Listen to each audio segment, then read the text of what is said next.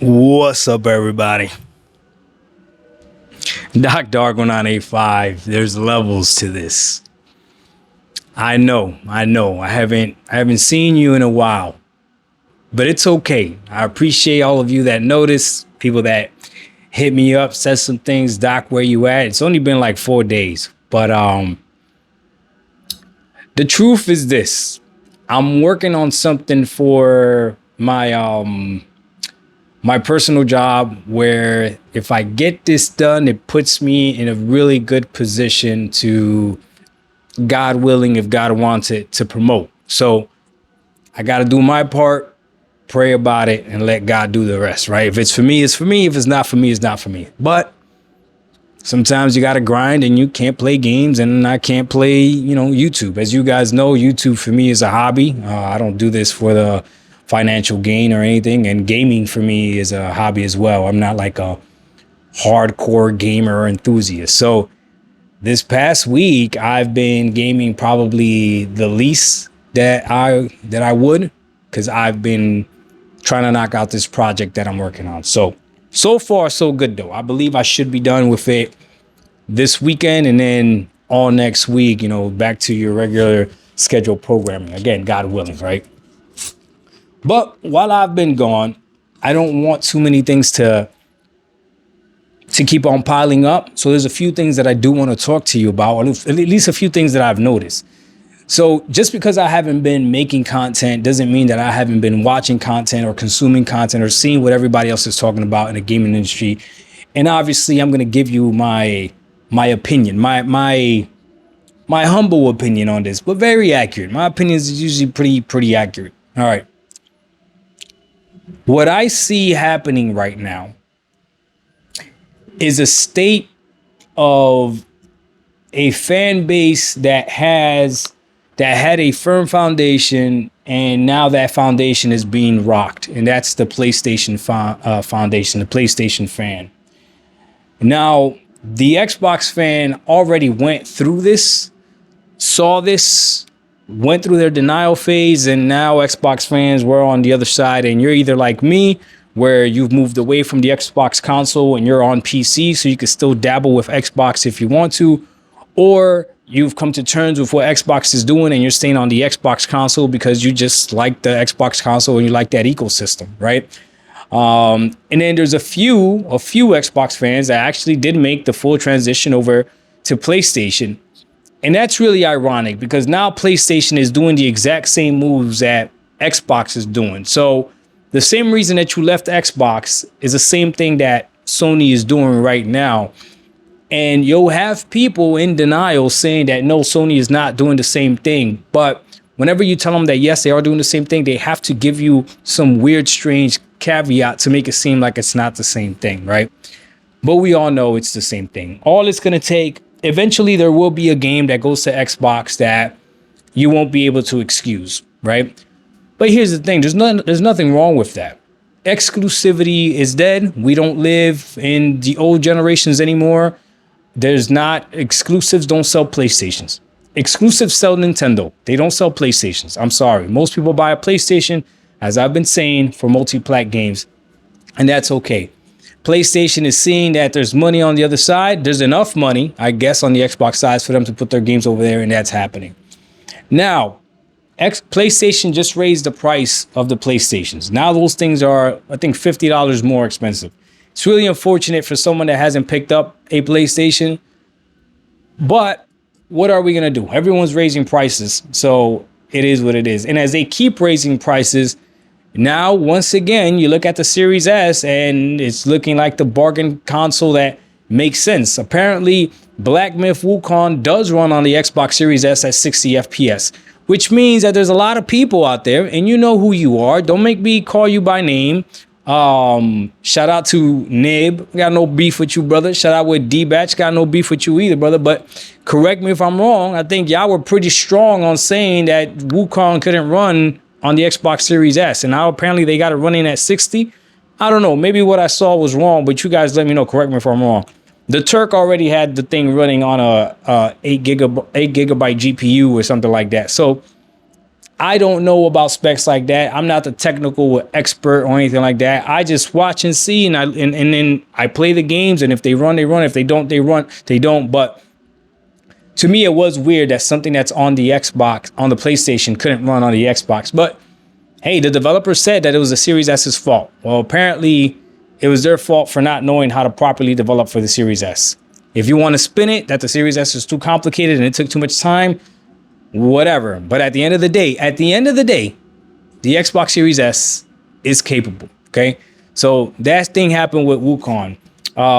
What is it? Metal Gear Solid Delta is about to drop, right? A remake of Metal Gear Solid 3, I believe.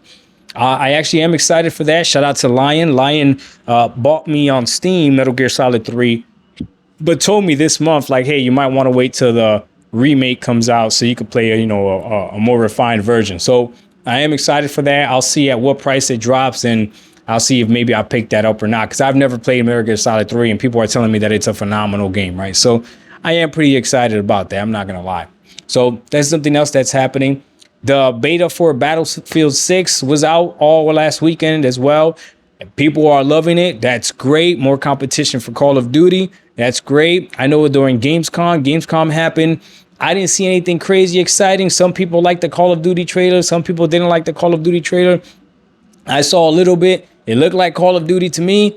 My biggest thing with Call of Duty is that I feel like they're turning it into Fortnite when you got all types of weird skins and stuff like that. Like, I don't play Call of Duty to run around and kill like Beavis and Butthead and Unicorn and Ninja Turtles and stuff like that's not why I play, Call of Duty. But if it works and it's making money for them, that's what they're going to keep on doing. So apparently Battlefield has a more realistic type of military type of shooting or whatever. So maybe I'll give that a shot and see how I like that. Okay. What else got revealed at Gamescom? Some people were able to get their hands finally on the Xbox Ally. And again, it is what it is. It is a handheld PC that is an Xbox, because Xbox is calling it an Xbox, right? So Xbox has made a handheld PC. And essentially is a refined Windows UI. Now, how well does this UI work? We really don't know. Everyone that tested it out only tested it out for a few hours, if that, right? It's not like they had it for an entire week or an entire month where you can actually see the bugs and stuff like that and the kinks and stuff that can happen. I'm pretty sure it's probably very curated and stuff, So for me, I need to wait to see until this thing comes out. The most exciting thing about the Xbox Ally is the fact that it has a Z2 Extreme chip in it, and I want to see what this chip does. Now, there's already the new MSI Claw that has a Z2 Extreme chip in it, and that one right now is only showing marginal performance benefits over the Z1 Extreme. But if you remember when the Z1 Extreme came out, when the regular the regular ROG Ally came out, it took a while with updates and firmware updates and patches and stuff until that thing actually started running games phenomenal. And today, that machine, I keep saying it's magic. Any PC handheld device that has the Z1 Extreme, that machine is ridiculous. That's from the original ROG Ally, the first one with the Z1 Extreme, to the ROG Ally X, right? That one also Z1 Extreme. The Lenovo Legion Go, the first one, had a Z1 Extreme chip in it. So there's a whole bunch of other handhelds as well. The MSI Claw, I think, had an Intel chip, so a little bit different. But again, the Steam Deck, they had something different as well. It's still AMD, but it was something different. But again, this handheld device, when it comes out, once you have it in your hands, that's when you're really going to be able to see what it's all about. So I see a lot of PlayStation fans trying to use that as a talking point, saying, well, are you actually going to buy it? Are Xbox fans actually going to buy it? They're missing the point. They're really missing the point. There is no concern for Xbox whether or not you actually purchase the hardware. There's none. Their concern is going to be whether or not you're actually gaming on Xbox. Whether that means an app on your PC, an app on your handheld, or an actual handheld console, okay? It's like this, right? As soon as Steam released its OS and somebody grabbed like an Asus ROG Ally, right? Like I did, I've done that before, right? And installed Steam on it. Essentially now, Steam doesn't care that you're actually using Asus ROG Ally to play the games on Steam and buy the games on Steam. They could care less. Go ahead, put our UI, lock yourself into our ecosystem and play that way. They don't care. That's the whole goal. Essentially, Steam is making other Steam Decks, right? And then they're letting you pick whatever you want to be a Steam Deck. Xbox is trying to do the same thing. That's all it is. Because this UI, I guarantee it will be available on other handhelds. It'll be a download. It'll be a mode on Windows. PCs are going to be able to use it. And if they execute correctly, this is what's going to happen. All right. And I need you to pay attention to this right now. OK, Microsoft seems to be OK partnering with everybody on PC. OK, to include Epic, GOG, Steam. Right. You know who's not on PC and who they're not partnering with because they don't have a robust app yet?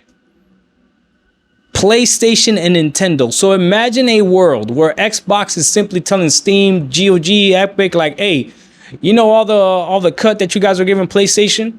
If we work together and people start buying all these other products, they're going to be buying products where they're not buying PlayStations, they're not buying from the PlayStation ecosystem, but they'll still have access to PlayStation games. If that's not genius, I don't know what is. Now, is it going to work? We'll see. 75 million consoles sold on a PlayStation is really strong, right? So we'll see if it actually works. But to me, I think people are really missing the point. I really think people are missing the point. It's not about the hardware. The Xbox Ally doesn't have to sell. That UI is successful, we got a problem. If that UI is better than SteamOS, I don't think it will be. But if it is, we got a problem. If that UI is easier to install on other handhelds than it is the SteamOS, where you got to download something to a flash drive with it, it might be a problem. If that UI actually turns a PC in a living room into an actual console, now we got a problem, right? So I'm telling you, what Xbox is doing could be a big issue if they execute it correctly. We just got to see if they execute it correctly, okay? Again, the most thing I'm excited about is how powerful is this Z2 Extreme going to be.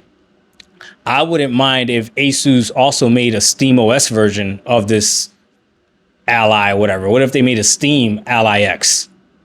Why not? Why not? With Steam already out of the box or whatever. Why not? You know what I'm saying? But and then it'll be a battle of the UIs, whatever you like better, or OSs, whatever you like better. But guess who doesn't have an OS on PC? Yeah, they're behind the power curve right now. If they even want to get into the PC market. But here's the deal. It looks like they do. It looks like PlayStation does want to tap into the PC market because the games that they're catering to, the games that they're really focused on, perform best when they are multiplayer, which is the live service games that they care about. Okay. Last but not least, there's still a civil war going on between the PlayStation fans, the people that are in denial and the people that see the writing on the wall.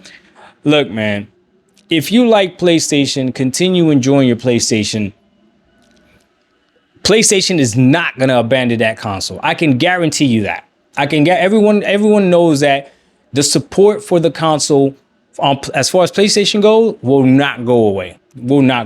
Now, the support for the Xbox console, I believe they still have enough people to make it worth their while, right? But it's definitely not their top priority. Oh, no. The console is not their top priority. Not by any means necessary. The hardware is not their top priority, which is interesting because PlayStation also said that they're not focused on hardware either. So, you know what? How about this, gamer? How about you stop focusing on hardware and you just focus on whatever games you actually want to play, realizing that games are going to go everywhere. And then when you buy your hardware, you buy it based off of whatever preference you may have. And it could be anything simple. If you simply want to buy a PlayStation because most of your friends and families are playing on PlayStation, that's a good enough reason. If you want to buy a PlayStation simply because you like the way the controllers, the thumbsticks are set up, that's a good enough reason.